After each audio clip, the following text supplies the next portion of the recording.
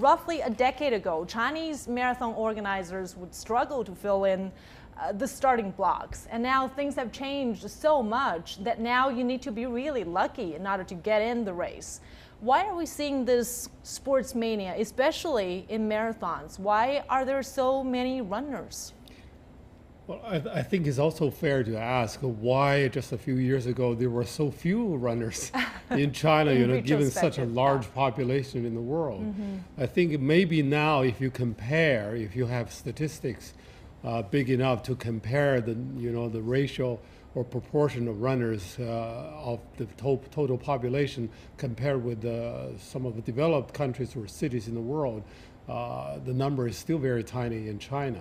But I think it reflects some fundamental changes in China's urban lifestyle. People's lives are changing, and Chinese people used to work so hard and sacrificed so much of their life. And now it's time for at least the upper middle class to consider before it's too late to change their lifestyle. I'm really happy that you brought this up. It really has become the new cool for many Chinese, and we have some figures here.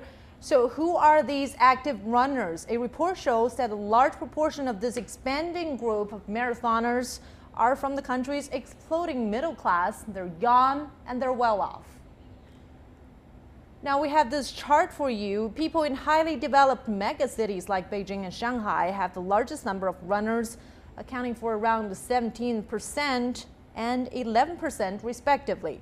And people in the less developed West and Central China have the lowest participation of only around 9% and 5%.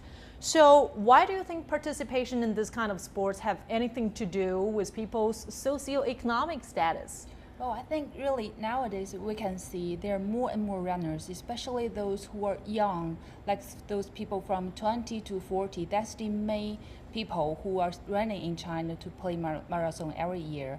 And those people, they receive better education and they have better salaries. They know what they do and they became young and energetic to do new things. They want to try different things.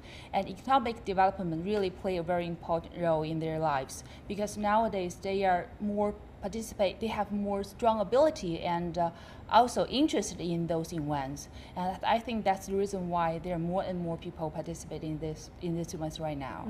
And now let's also turn to Mr. O'Reilly, Professor O'Reilly. How do you see this craze in marathon here in China?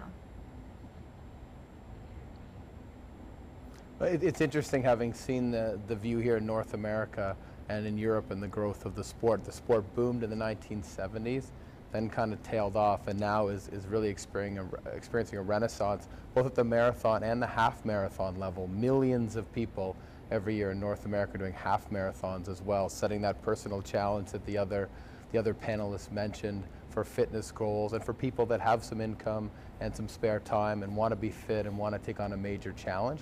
The other thing that's really interesting, and I think this will help drive as the China marathon market grows, is people use marathons as destinations. So they're really, really powerful generators of tourism and economic impact for a city.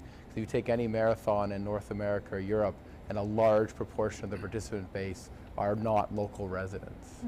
And now Financial Times also suggests that it seems that marathon has become the new religion for China's middle class. So are people really in love with this kind of sport, or is this a kind of statement that they want to make? Well, you can call it a kind of fashion because I realize that some of the most high key runners in China who started jogging a few years or ahead of many others are some of the celebrities or entrepreneurs who first